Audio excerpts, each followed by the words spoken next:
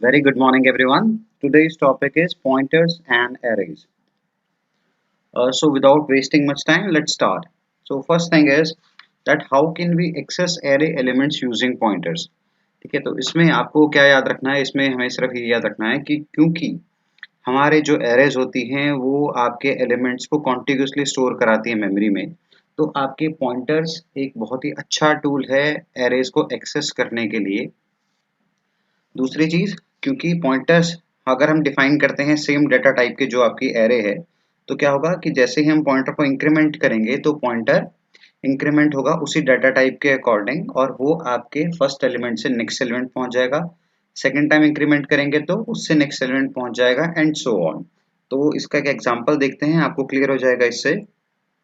तो देखिए जी, इसके अंदर हमने क्या करा है, हमने एक सिंपल एक एरे ली है और उस एरे के अंदर हमने 6 एलिमेंट्स डिफाइन करें और उसके बाद हमने दो वेरिएबल्स लिए हैं टीजर टाइप के। एक है आई जो हमने लूप के लिए यूज करा इंक्रीमेंटेशन के लिए, और सेकंड जो वेरिएबल है वो है एक पॉइंटर टाइप का।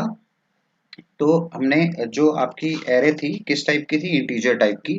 तो हमने जो अपना पॉइंटर लिया है वो भी लिया है इंटीजर टाइप का, और उसके अंदर जे के अंदर हमने कौन सी वैल्यू डाली है, इस पॉइंटर जे के अंदर हम वैल्यू डाल रहे हैं एड्रेस ऑफ नम जीरो।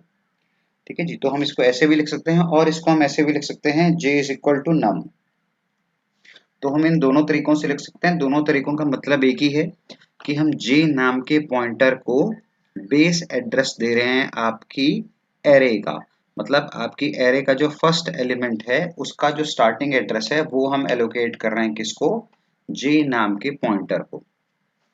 उसके बाद हमने क्या करा, हमने अपनी लूप जो थी वो यूज करिए, फॉर लूप हम यहाँ पे यूज कर रहे हैं, और आई की इनिशियल वैल्यू ली हमने 0, और हम क्या चेक कर रहे हैं उसकी वैल्यू 6 से लेस है, तो कंडीशन ट्रू है, तो ट्रू है तो वो लूप में आएगा। और हम क्या प्रिंट कर रहे हैं, हम दो चीजें प्रिंट कर रहे हैं। पहली चीज हम उसका एड्रेस प्रिंट कर रहे हैं, तो एड्रेस हमने प्रिंट करा, हम जे की वैल्यू प्रिंट कर रहे हैं। What is J, J was address of num zero. तो जो पहले एलिमेंट का एड्रेस था वो हमारा यहाँ पे प्रिंट हो जाएगा। सेकेंड प्रिंट एफ स्टेटमेंट के थ्रू हम क्या कर रहे हैं, हम उसकी वैल्यू प्रिंट कर रहे हैं। तो हम प्रिंट कर रहे हैं स्टार जे। तो स्टार जे, तो यहाँ पे हमने जे की वैल्यू पुट करी। जे की वैल्यू क्या थी चेक करें, एड्रेस ऑफ नम जीरो। तो क्या होगा कि स्टार और एम्परसेंट आपके आपस में कैंसल आउट हो जाएंगे और हमें स्टार जे की वैल्यू मिलेगी नम जीरो। मतलब आपकी एरे के जो पहला एलिमेंट है उसकी वैल्यू हमें यहाँ मिल जाएगी। तो वो वैल्यू आपके यहाँ प्रिंट हो जाएगी जैसा कि आप आउटपुट में चेक कर सकते हैं। उसके बाद हम क्या कर रहे हैं, जो हमारी थर्ड स्टेटमेंट है फॉर लूप में, हम इंक्रीमेंट कर रहे हैं अपने पॉइंटर की वैल्यू बाय 1। अब क्योंकि हमारा ये पॉइंटर किस टाइप का था, यहाँ पे इंटीजर टाइप का था, और जैसा कि आपको इस आउटपुट के अकॉर्डिंग पता लग रहा है कि आपका इंटीजर इस पर्टिकुलर सिस्टम के अकॉर्डिंग 4 बाइट्स ले रहा है मेमोरी में। तो जैसे ही हम जे को इंक्रीमेंट करेंगे बाय 1 वैल्यू, वो एक्चुअली किसके थ्रू इंक्रीमेंट होगा, वो एक्चुअली 4 वैल्यूज में इंक्रीमेंट होगा। तो आपका पॉइंटर अब क्या करेगा, ये इंक्रीमेंट हुआ और इंक्रीमेंट होके ये चला जाएगा आपके नेक्स्ट एलिमेंट पे। तो नेक्स्ट एलिमेंट का जो एड्रेस है वो अब आपके जे में आ जाएगा। तो अब जे के अंदर क्या आ रहा है, एड्रेस ऑफ नम 1। तो अब दोबारा से आपकी लूप में ही है हम। तो हमने देखा आई की वैल्यू हो गई थी 1, 1 आपकी वैल्यू स्टिल 6 से कम है। तो हम दोबारा लूप में ही चले और हमने दोनों चीजें प्रिंट करवाई। हमने एड्रेस प्रिंट करवाया, तो आप चेक कर सकते हैं नेक्स्ट एलिमेंट का एड्रेस हमारा प्रिंट हो रहा है, और फिर हमने वहां पे वैल्यू चेक करवाई। तो सेम उसी तरीके से आपकी सेकंड एलिमेंट का एड्रेस वहां पे था तो उसकी जो वैल्यू थी वो प्रिंट हो रही है। और ये हम वेरीफाई कर सकते हैं हमारे आउटपुट विंडो से, जो मैंने साथ में ही इसमें रख रखी। और उसके बाद हमने फिर से आपके पॉइंटर को इंक्रीमेंट करा बाय 1 वैल्यू। तो उससे क्या होगा, जैसे ही आपका पॉइंटर इंक्रीमेंट हुआ अब वो चला जाएगा थर्ड एलिमेंट के एड्रेस पे।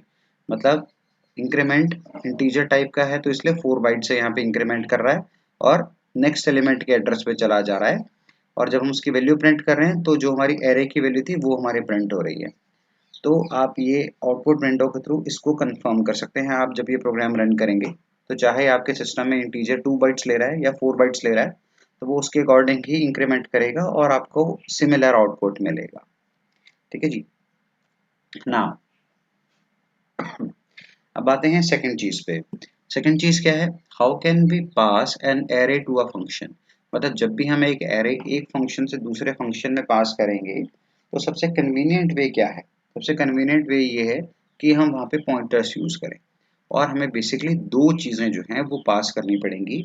पहली चीज़ क्या है? एड्रेस ऑफ फर्स्ट एलिमेंट, यानी कि आपकी एरे का जो बेस एड्रेस है वो हमें पास करना पड़ेगा। सेकंड थिंग, हमें नंबर ऑफ एलिमेंट्स जितने भी हैं हमारी एरे के अंदर वो हमें स्पेसिफाई करने पड़ेंगे। तो ये दो चीजें हम पास करेंगे आपके एक फंक्शन से दूसरे फंक्शन पे।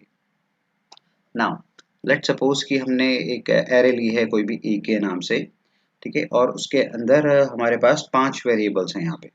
तो अगर हम सिंपल एरे का नाम लिखते हैं ए के, उसका मतलब क्या होता है? एड्रेस ऑफ ए के 0, मतलब आपके पहले एलिमेंट का एड्रेस, जिसको हम डायरेक्टली एरे के नाम से भी स्पेसिफाई कर सकते हैं ए के से। दूसरी चीज, अगर हम प्रिंट करते हैं ए के की वैल्यू, सॉरी स्टार ए के की वैल्यू, तो स्टार ए के की वैल्यू को हम कैसे लिख सकते हैं? स्टार ए के प्लस 0। इसका मतलब क्या होगा कि स्टार और ए के की वैल्यू क्या थी? एड्रेस ऑफ ए के 0।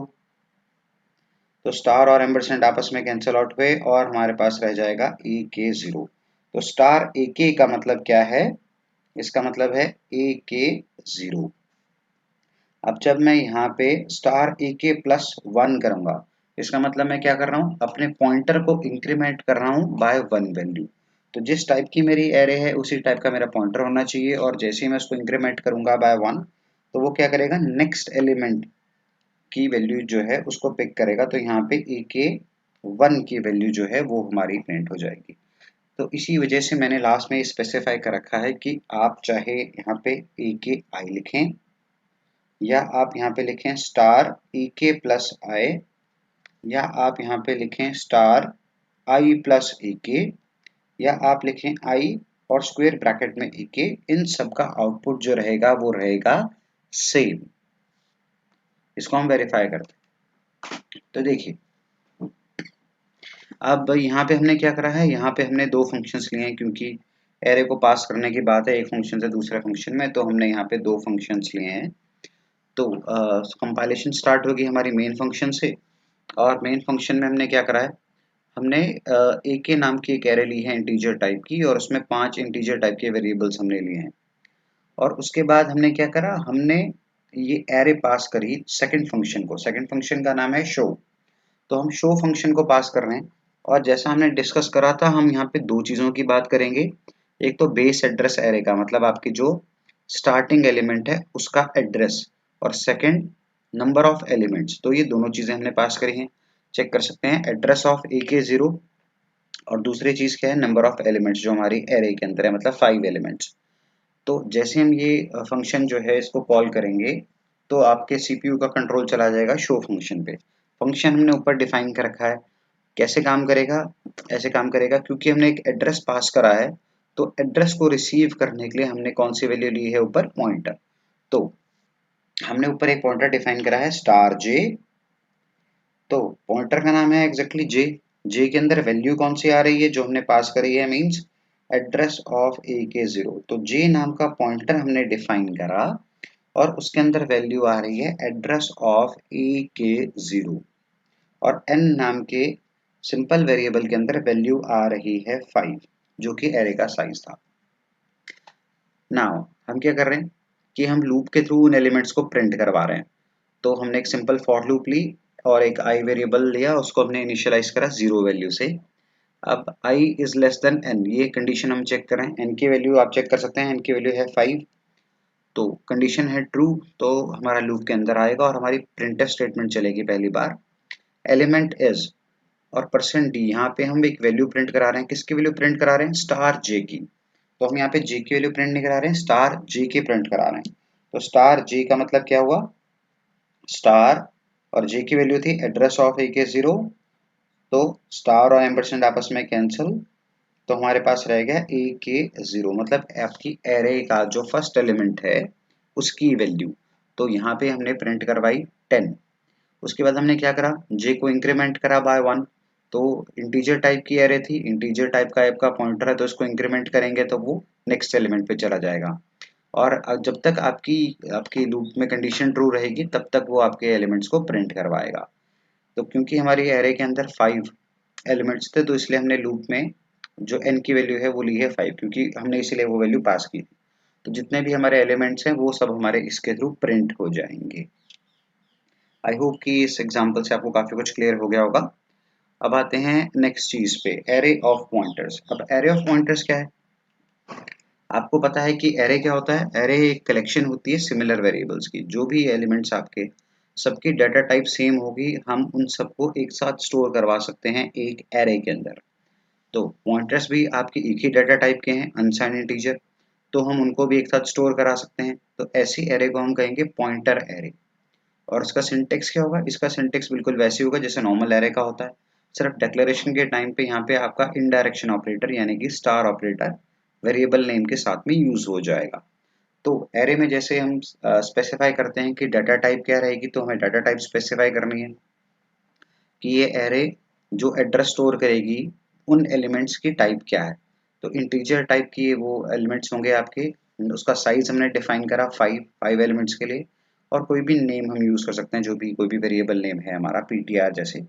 और यहाँ पे स्टार का मतलब क्या है कि ये आपकी एक पॉइंटर एरे है।